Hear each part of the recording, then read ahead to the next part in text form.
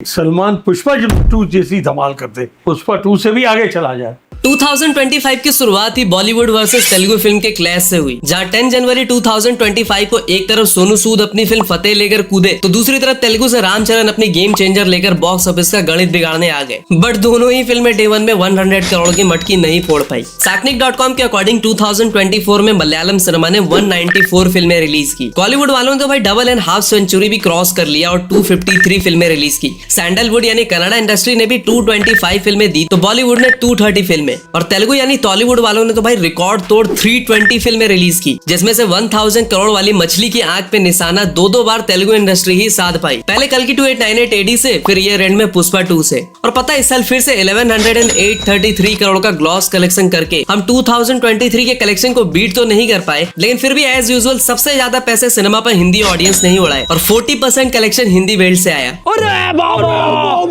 अब इतनी सारी फिल्मों में से एज एन ऑडियंस कंफ्यूजिया जाना बड़ी ही आम समस्या है। इसलिए जिस तरह सब्जी खरीदते टाइम लोग सड़े टमाटर बाज कर सिर्फ अच्छे टमाटर को घर ले जाते हैं, ठीक उसी तरह मैं चुनकर लाया हूँ 2025 की कुछ ऐसी अपकमिंग फिल्में जिन्हें देखने के लिए पड़ोसी का बच्चा बेचना पड़े तो बेच देना, लेकिन इन फिल्मों को थिएटर में ही जाकर देखना, क्योंकि ये फिल्में 300-400 करोड़ नहीं सीधा 1000 करोड़ क्लब में शामिल होने का बूता रखती हैं। और आप में से काफी सारे लोगों ने डिमांड की थी यस की अपकमिंग प्रोजेक्ट्स पर एक डिटेल वीडियो पे। तो भाई अगर आप ये स्पेशल वीडियो चाहते हो तो कमेंट में स्पैम करो #सलाम रॉकी भाऊ। जस्ट 1000 कमेंट का छोटा सा टारगेट रखते हैं। तो सबसे पहले बात करेंगे इंडिया की much awaited comeback film Sikandar की, जहां सलमान खान के फैन ईद पर चांद नहीं बल्कि बॉलीवुड के सांड की एंट्री का इंतजार कर रहे हैं। 2024 के ईद पर बड़े मियां छोटे मियां और मैदान दोनों बॉक्स ऑफिस के मैदान पे कूद के तुरंत पवेलियन लौट गई थी, क्योंकि ईद का सिकंदर सिर्फ एक ही है, one and only Salman Khan. 400 crore के बजट है। फिल्म की कमान आमिर को गजनी जैसी फिल्म दे चुके AR मुर्गदौस के हाथों में। IMDb के अकॉर्डिंग फिल्म में सुनील शेट्टी, प्रतीक बब्बर, काजल अग्रवाल, सरवन जोशी वगैरह होने वाले। और सलमान भाई का जलवा ऐसा है कि ऑलमोस्ट 2000 करोड़ कमाने वाली फिल्म में भी रसमलाई जी, सॉरी थोड़ा भावनाओं में बह गया, मेरा मतलब रश्मिका जी को जहां 10 करोड़ मिले, वही सिकंदर जैसी फिल्म के लिए पहली बार सी इज चार्जिंग 13 करोड़। साउथ का तड़का सलमान का स्टारडम तक तो चलो ठीक था, लेकिन सिकंदर का विजुअल वर्क कौन देख रहा है पता है? सीधा SRK, मेरा मतलब फिल्म की VFX की जिम्मेदारी रेड चिलीज एंटरटेनमेंट ने ली है। और इनका फैंटास्टिक काम तो हम रावण से लेकर शेरशाह, भूल भुलैया 2, जवान वगैरह में देख ही चुके हैं। अब सलमान भाई की फिल्म में कंट्रोवर्सी ना हो ऐसा तो हो ही नहीं सकता। तो फिल्म का जब वो टीजर आया था ना, जो कि फिल्म का पार्ट नहीं भी होगा, तो उसे थोड़ी क्या बहुत ज्यादा हेट का सामना करना पड़ा था। KRK, मेरा मतलब कुकुर कमाल खान ने तो भाई अलग ही लेवल की ट्रोलिंग की थी। कसम राजस्थान के उस काले हिरन की जो जिंदगी से बहुत परेशान था, जिसने खुदकुशी कर ली थी, जिसको किसी ने नहीं मारा था। बुढ़ऊ भाई की एक फिल्म जल्दी ही रिलीज होने वाली है जिसका नाम है सिकंदर,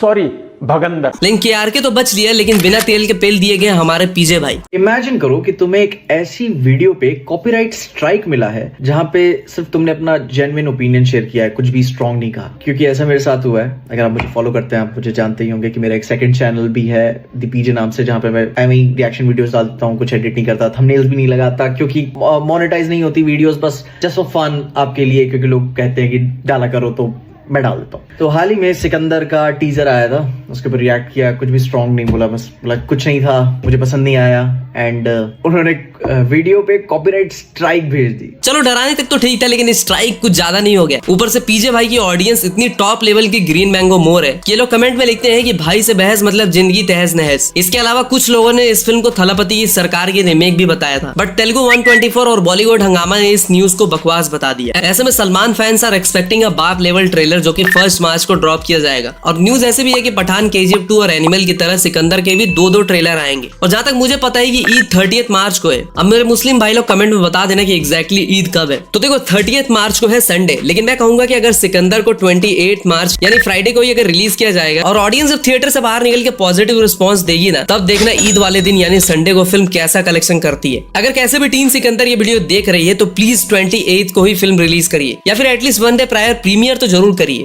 देखो सिकंदर जैसी मास मसाला फिल्म को ना थिएटर में ही एक्सपीरियंस करना चाहिए, जहां 800 से 1000 लोग फिल्म के सीन्स पर सीटियां बजाए जोश दिखाएं, तो उसका एक अलग ही लेवल का थ्रिल होता है। और मास सिनेमा के फादर साहब आज भी बैचलर सलमान खान ही है, इसलिए मैंने सिकंदर को 1000 करोड़ के लिस्ट में भी रखा है। और आज 1000 करोड़ एक नया बेंचमार्क भी बन चुकी है किसी भी मास मसाला फिल्म के ब्लॉकबस्टर होने का। अब SRK की रेड चिलीज भी फिल्म से जुड़ी है, तो SRK के फैंस भी फिल्म को गरिया नहीं सकते। बुद्धि बहुत तेज है तुम्हारी। दूसरे नंबर पर आती है most humble star of Indian cinema, जिसकी फिल्म जब रिलीज होती है ना तो पब्लिक उसे दिवाली की तरह सेलिब्रेट करती है। उसके खिलाफ जी मर्जी हेट फैलाई जाती है, लेकिन वो चूं भी नहीं करता। अगर आज दूसरे मास सुपरस्टार अगर सिनेमा के हाथी है ना तो वो इंडियन सिनेमा का मेहमत है। मैं बात कर रहा हूँ प्रभास की, जिसे टीनू आनंद प्यार से डायनासोरस भी बुलाते हैं। प्रभास राजामौली की सेंट्रल जेल में 5 साल पत्थर तोड़ने के बाद बाहुबली जैसी फिल्म से खुद को पैन इंडिया में तो स्टैब्लिश करते ही है, लेकिन अनपॉपुलर ओपिनियन ये भी है कि बंदे ने बिना डरे सारे जॉनर को अब तक एक्सप्लोर किया है, जिसमें से उन्हें राधे श्याम और आदि पुरुष जैसी मुकी भी खानी पड़ी है। बट द बेस्ट पार्ट की ऑडियंस ने खुद सारा ठीकरा डायरेक्टर प्रोड्यूसर पे फोड़ दिया था। ओम आईची गावत, मेरा मतलब ओम रावत तक तो चलो ठीक था, प्रभास फैंस ने भूषण कुमार को प्रभास के लिए अनलकी प्रोड्यूसर तक बता दिया था। यार पुरानी बातों में मिट्टी डालते हैं और बात करते हैं प्रभास की एक और एक्सपेरिमेंटल हॉरर कॉमेडी जॉनर की फिल्म द राजा साहब की, जिसका दो मोशन पोस्टर और ग्लिम्स आ चुका है with the tag line horror is the new humour. देखो हॉरर कॉमेडी में मैडोक वाले ऑलरेडी मुंजे स्त्री जैसी सस्ती टिकाऊ फिल्म देकर एक यूनिवर्स तक बना चुके हैं। राजा साहब तो भाई खुद प्रभास की फिल्म है और ये इंडिया की पहली ऐसी हॉरर कॉमेडी फिल्म भी होने वाली है जिसका बजट 450 करोड़ बताया जा रहा है। अब कुछ मांगड़ विल्ले चिल्ला रहे थे कि अरे 450 करोड़ के बजट में से 400 करोड़ की बिरयानी तो प्रभास ही डकार जाएगा, बट बात ऐसी है कि दरअसल मेकर्स ने खुद कंफर्म किया है कि इस फिल्म की 50% सीन्स पर हाई एंड विजुअल वर्क देखने को मिलने वाला है, जिसके लिए हॉलीवुड की विजुअल आर्ट की टीम इंडिया आई है और VFX and visual sequences create करने में पानी की तरह पैसा बहाया जाता है, ये तो आपको पता ही होगा। द राजा साहब की प्लॉट यानी स्टोरी तक रिवील होने की बात सामने आई थी, जहां बताया ये जा रहा था कि स्टोरी दरअसल एक ऐसे बंदे की होगी जो पैसे की तंगहाली की वजह से अपने एंसेस्टर्स की हवेली पे दावा ठोकने जाएगा। और जैसा कि मैं बता रहा था कि इस फिल्म में अपने को एक हाई एंड विजुअल आर्ट देखने को मिलेगा। इस पर भूषण कुमार ने भी कहा है कि इसके विजुअल हैरी पॉटर के लेवल के होने वाले। फिल्म में संजय दत्त, अनुपम खेर की होने की भी बात कही जा रही है। देखो कल की 2898 AD में प्रभास से ज्यादा स्क्रीन टाइम, ज्यादा पावरफुल एक्शन सीक्वेंस, डायलॉग्स और सब कुछ बिग बी को ऑफर हुआ था, बट फिर भी जस्ट इमेजिन करो कि अगर फिल्म से प्रभास को हटा दिया जाए तो क्या ये फिल्म सेम हाइप क्रिएट कर पाती? क्या कल की 2898 AD 1000 करोड़ का कलेक्शन कर पाती? हाँ मैं आप ही से पूछ रहा हूँ। राजा साहब में भी सेम चीज होने वाली है। फिल्म का ओवरऑल कलेक्शन भले ही फिल्म के कंटेंट, स्टोरी, बाकी चीजों पे डिपेंड करे, लेकिन फिल्म की ओपनिंग 150 करोड़ से ज्यादा की होगी, ये तो पक्का है। और फिल्म के डायरेक्टर मारुति के बर्थडे पे एक वीडियो भी आई थी जहां they have promised a king size celebration guaranteed.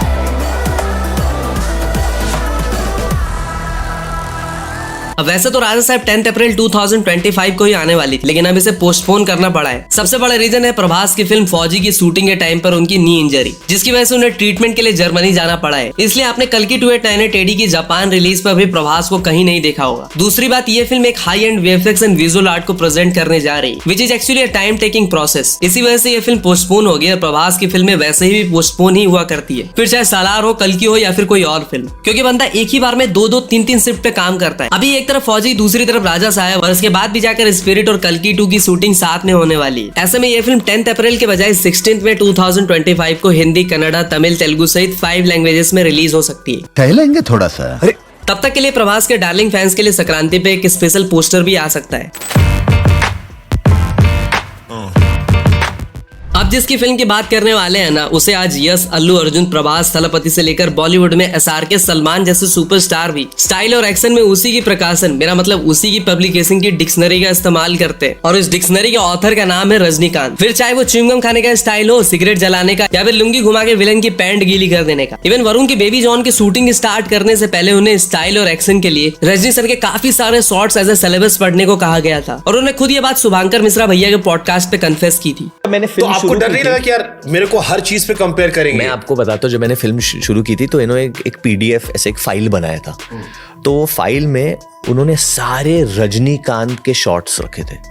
आप सोचो, and all antics that Rajinikanth sir does. ऊपर से इस बार रजनी सर का सारथी कोई और नहीं बल्कि वो इंसान है जो बैंकर से सीधा फिल्म मेकर बना और इंडिया की सबसे सक्सेसफुल यूनिवर्स LCU भी बनाई। मैं बात कर रहा हूँ next gen of Tamil cinema director Lokesh Kanagaraj की। लोकेश ने पहले ही 70 ईयर के कमल हसन के साथ full on action packed film Vikram दे चुके हैं और रजनी सर अगर नेल्सन के साथ जेलर जैसी 650 करोड़ की फिल्म दे सकते हैं तो कूली भाई अगर 1000 करोड़ क्रॉस कर लेगी ना तो मैं ना चौंकूंगा। ऊपर से फिल्म का प्लॉट भी गोल्ड स्मगलिंग पे बेस्ड होने वाला है और अभी रिसेंटली आई मार्को का प्लॉट भी गोल्ड स्मगलिंग पे ही बेस्ड था। पहले न्यूज ऐसी थी कि ये फिल्म LCU का पार्ट होगी, लेकिन लोकेश कनगराज कंफर्म कि भाई कूली दरअसल एक स्टैंड अलोन फिल्म होगी और अगर ये फिल्म ब्लॉकबस्टर साबित होती है तो इसका खुद का अपना यूनिवर्स होगा। लेकिन असली मजा तो तब आया जब पता चला कि इस फिल्म में आमिर खान का एक जबरदस्त कैमियो होने वाला है और IMDb की लिस्ट के अकॉर्डिंग इस फिल्म में नागार्जुना, उपेंद्र, अपने कटप्पा यानी सत्यराज भी होंगे। बट मैं फिर से कहूंगा कि कूली मुझे लोकेश से ज्यादा प्रशांत नील की फिल्म लगी because of black and white theme. हाँ, उसके साथ एक गोल्डन टच भी है। पर इस फिल्म में रजनी सर के कैरेक्टर का नाम देवा हो सकता है विद बिल्ला नंबर 1421। अभी तक इस फिल्म की रिलीज डेट 1 मई 2025 बताई जा रही है, जो कि पोस्टपोन भी हो सकती है। और अगर ये फिल्म पोस्टपोन होती है तो अगली डेट 15 अगस्त की हो सकती है। और अगर ऐसा होगा तो फिल्म को वॉर 2 से टफ कंपटीशन फेस करनी पड़ेगी।